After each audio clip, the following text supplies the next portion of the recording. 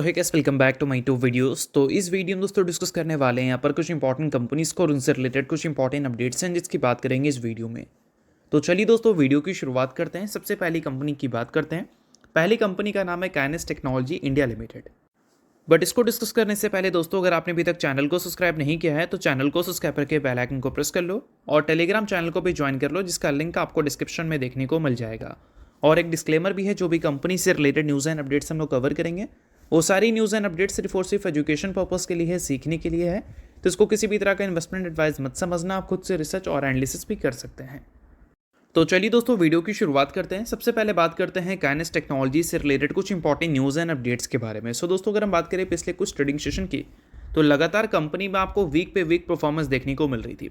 In fact week performance भी हम नहीं बोल सकते हैं बैक टू बैक सेशन में कंपनी आपको क्रैश होती हुई नजर आ रही थी और इसके पीछे के रीजंस ऑलरेडी हमने डिस्कस कर रखा था। बट आज के दिन की बात करें तो पिछले कुछ ट्रेडिंग सेशन के मुकाबले आज के दिन एकदम आपको कंपनी डिफरेंट परफॉर्म करती हुई दिखी है। कल के दिन अगर देखोगे तो गिरावट आपको 13% तक देखने को मिला था और आज के दिन अगर देखोगे तो गिरावट की जगह आपको तेज़ी देखने को मिल रहा है और वो छोटा मोटा नहीं, 10 से 12% की तेज़ी कंपनी ने आज के दिन दिखाई है। अब ये तेज़ी आने का पीछे का रीज़न क्या है? क्या कंपनी से रिलेटेड कुछ न्यूज़ आई है या फिर कंपनी से रिलेटेड कुछ और चीज़ें हैं जो कि अभी तक हमें पता नहीं है? तो चलिए उसके बारे में बात करते हैं। अब दोस्तों वीडियो में आगे बढ़ने से पहले बात कर लेते हैं एक सेबी रजिस्टर्ड टेलीग्राम चैनल के बारे में जिसका नाम है ट्रेडर बाजी। अब ये सेबी रजिस्टर्ड रिसर्च एनालिस्ट हैं जिनका रजिस्ट्रेशन नंबर आपको यहाँ पर देखने को मिलता है और इनको 8 साल से भी ज़्यादा का एक्सपीरियंस है ऑप्शन एंड स्विंग ट्रेडिंग में। साथ में 3000 से भी ज़्यादा लोगों को ऑलरेडी ये ट्रेंड कर चुके हैं। तो इनके टेलीग्राम चैनल का जो लिंक है वो आपको डिस्क्रिप्शन में देखने को मिल जाएगा। लिंक के थ्रू जाकर जरूर इस चैनल को आप ज्वाइन कर लेना।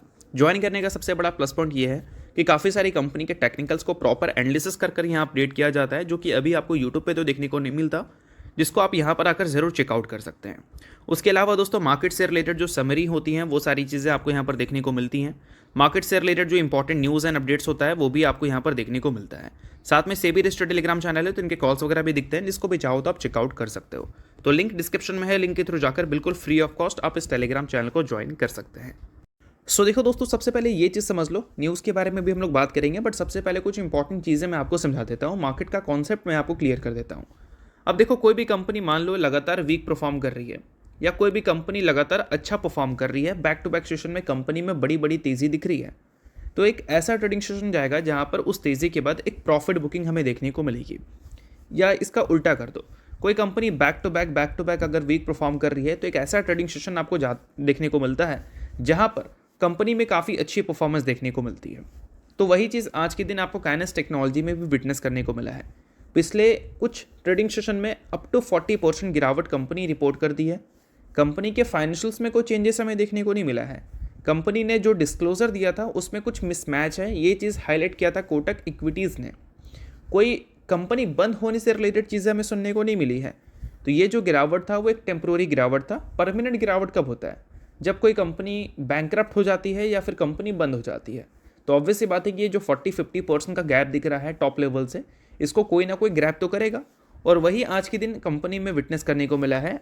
काफ़ी अच्छी तगड़ी अपॉर्चुनिटी देखते हुए काफ़ी सारे लोगों ने कंपनी में इंटरेस्ट दिखाई है। इसी वजह से आज के दिन अप टू 10-12% तेज़ी आपको देखने को मिली है इस कंपनी में। साथ में दोस्तों एक और चीज़ भी आपको पता होना चाहिए कि जेपी मॉर्गन की कुछ स्टेटमेंट्स हमें काइनेस टेक्नोलॉजी से रिलेटेड देखने को मिले हैं और उस वजह से भी ये कंपनी का तेज़ी आपको जस्टिफाइड होता हुआ दिखता है। तो देखो दोस्तों, यहाँ पर मेंशन किया गया है रिसेंट जो हमें ड्रॉडाउन देखने को मिली है कंपनी में, यानी कि बोल सकते हैं गिरावट। उस गिरावट के बाद जेपी मॉर्गन ने हाईलाइट किया है कि कंपनी का जो करंट वैल्यूएशन है वो काफ़ी ज़्यादा अट्रैक्टिव है। कैसे भाई? क्योंकि अगर हम कंपनी के current price to earning growth ratio की बात करें तो वो 0.7 का हमें देखने को मिलता है। Price to earning growth ratio यानी कि पेग रेशो अगर 1 से ऊपर दिखता है तो उसको माना जाता है महंगा, 1 से कम होता है तो अंडर वैल्यूड माना जाता है, और इस कंपनी का 0.7 है। तो बताया गया है कि फ्यूचर के ग्रोथ के हिसाब से कंपनी का जो current price to earning ratio है वो काफ़ी ज़्यादा चीप है, यानी कि काफ़ी सस्ता है। और इसी चीज़ को हाईलाइट करते हुए जेपी मॉर्गन ने पॉजिटिव नोट्स दिए हैं काइनेस टेक्नोलॉजी को लेकर और उसी वजह से सेंटिमेंट भी थोड़ी पॉजिटिव रही है। तो एक अच्छी परफॉर्मेंस तो आज के दिन हमें देखने को मिली, इसके रीजंस तो हमने समझ लिया, बट सेंटिमेंट को भी पॉजिटिव जेपी मॉर्गन ने किया, इसी वजह से तेज़ी थोड़ी ज़्यादा ही बड़ी हमें देखने को मिली है।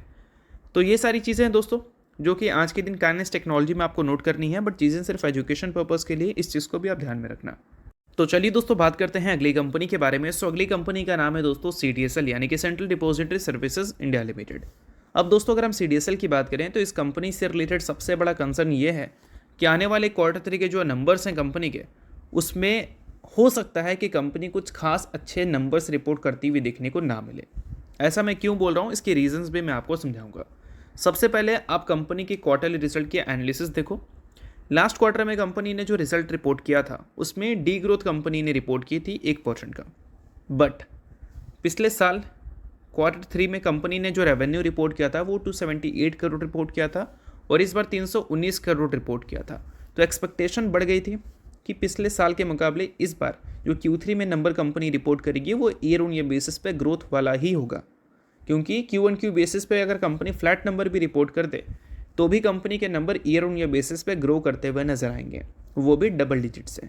अब दोस्तों यही चीज़ पे एक ट्विस्ट क्रिएट हो जाता है, क्योंकि देखो Q2 के जो नंबर्स हैं वो हमें अच्छे इसलिए देखने को मिले क्योंकि इक्विटी का जो टर्नओवर है वो हमें अच्छा देखने को मिला था Q1 के कंपैरिजन में।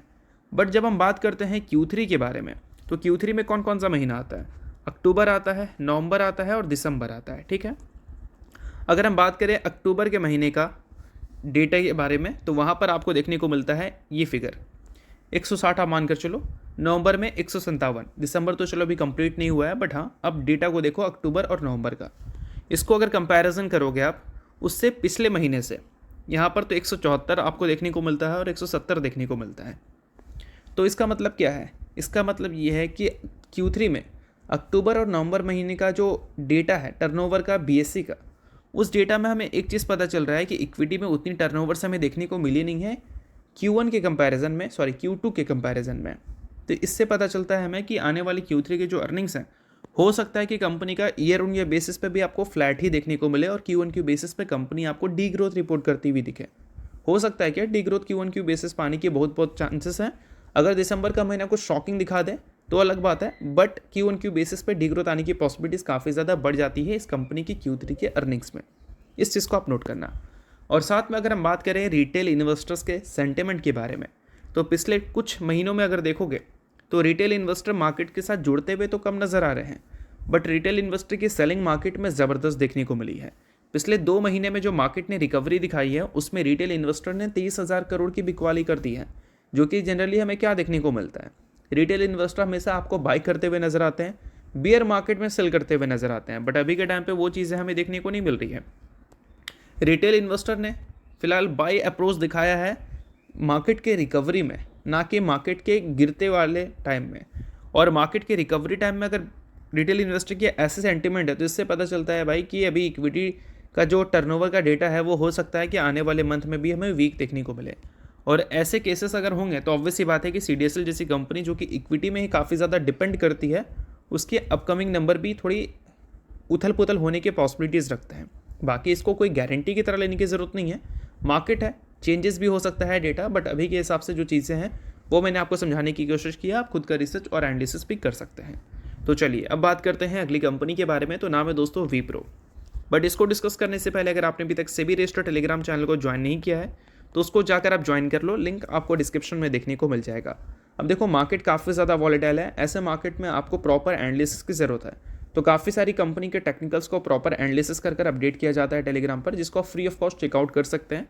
लिंक आपको डिस्क्रिप्शन में दिख जाएगा, लिंक के थ्रू जाकर चैनल को ज्वाइन कर लेना। अब दोस्तों बात करते हैं विप्रो के बारे में। तो आज के दिन देखोगे तो विप्रो के साथ बाकी जो टेक कंपनी है वो सभी काफ़ी ज़्यादा पिटती हुई नजर आई है, जिसमें आपको कोफोर्ज भी देखने को मिलती है, एसएल टेक, टीसीएस, इन्फोसिस जैसी कंपनीज भी दिखती हैं, एज वेल एज विप्रो भी दिखती हैं। गिरावट का नंबर आपको अप टू 4% देखने को मिलता है। अभी रिसेंटली क्या हुआ था कि फेड के रेट कट की न्यूज़ की वजह से हमारी टेक कंपनी खुश थी, बट अभी अचानक से ये चीज़ सुनने को मिल रही है कि फेड के रेट कट कुछ ज़्यादा मैटर नहीं करेंगे हमारी टेक कंपनी के लिए। क्यों भाई? तो चलो इस चीज़ को मैं थोड़ा सा डिटेल में समझा देता हूँ। तो देखो दोस्तों, आज और कल यूएस के फेडरल रिजर्व की मीटिंग हमें देखने को मिलने वाली है, FOMC की मीटिंग, जहाँ पर एक्सपेक्टेशन तो पूरी है, 80% प्रोबेबिलिटी है कि 25 बेसिस पॉइंट से रेट कट्स हमें देखने को मिलेगा। बट एनालिस्ट की एक्सपेक्टेशन ये है कि इस बार जो रेट कट्स हमें दिखेगा वो हॉकिश रेट कट होगा, यानी कि बोल सकते हैं रेट कट तो देखने को मिलेगी बट इसके बाद जो कमेंट्री आएगी उस कमेंट्री में रेट कट रुकने की न्यूज़ हमें सुनने को मिल सकती है, या फिर आगे चलकर इन्फ्लेशन बढ़ने की न्यूज़ हमें सुनने को मिल सकती है। तो बोल सकते हैं रेट कट होने की पॉसिबिलिटी तो ज़्यादा है, बट उससे ज़्यादा जो कमेंट्री है उस पर मार्केट का फोकस है, क्योंकि एक्सपेक्टेशन ये है कि रेट कट हमें देखने को मिल जाएगा, बट आगे चलकर रेट कट हमें रुकते हुए देखने को मिलेंगे। जेरोम पॉवेल अपने कमेंट्री में आपको ये चीज़ बोलते हुए नजर आएंगे। तो ये सारी चीज़ों की वजह से क्या है कि आज के दिन हमारी टेक कंपनी उदास है। अब उदास इसलिए है क्योंकि हमारी टेक कंपनी का जो मेन बिजनेस है वो तो अमेरिका में ही चलता है। विप्रो का देखोगे तो 62% रेवेन्यू इसका अमेरिका से जनरेट होता है, और उसमें भी अगर सेक्टर देखोगे तो banking, financial services and insurance वाली जो कंपनीज होते हैं उनको सर्विसेज जो कंपनी देती है उससे कंपनी को 34% रेवेन्यू मिलता है टोटल रेवेन्यू का। और ये जो रेट कट है वो इसी सेगमेंट को हिट करता है, और ये सेगमेंट अगर मान लो थोड़ा हिट हो तो ऑब्वियस सी बात है कि हमारी टेक कंपनी को कामकाज वैसे नहीं मिलेंगे जैसे मिला करते थे, और इसी वजह से हमारी टेक कंपनी आज के दिन थोड़ी उदास है ये हॉकिश रेट कट की न्यूज़ सुनकर। तो ये सारी चीज़ों को आप ज़रूर नोट करके चल सकते हैं। तो इसके अलावा बात करते हैं अगली कंपनी के बारे में। नाम है दोस्तों Ajmera reality and infra limited. Recently company ने 1:5 के रेशो में स्टॉक स्प्लिट की अनाउंसमेंट की है अपने लिक्विडिटी को इन्हांस करने के लिए। सो अगर आप इस कंपनी के शेयर होल्डर हैं तो बेशक इस न्यूज़ को आप नोट कर सकते हैं, शेयर होल्डर नहीं आप इग्नोर कर सकते हैं। न्यूज़ थी इस वजह से मैंने बता दिया, बाकी ये किसी भी तरह का रिकमेंडेशन नहीं है। तो होप करता हूँ ये वीडियो आपको अच्छा लगा होगा। लाइक कीजिए, पहली बार सब्सक्राइब कीजिए। वीडियो देखने के लिए बहुत बहुत शुक्रिया।